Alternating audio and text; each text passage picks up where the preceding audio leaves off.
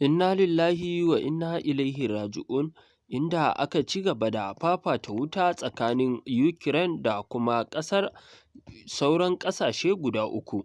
Babu shakka wannan rikici dai har yanzu na ci gaba da ƙara ƙaruwa, balantana ma a ce za a samu sauƙi.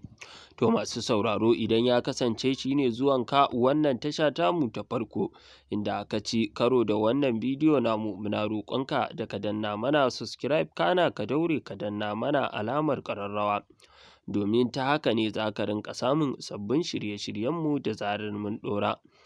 To masu sauraro, kada ku sha'afa, kada ku manta da jin wannan ƙayatacciyar tasha tamu ta Legend Hausa, inda muke kawo muku duk abubuwan da ke shafi Afirka da kuma nahiya.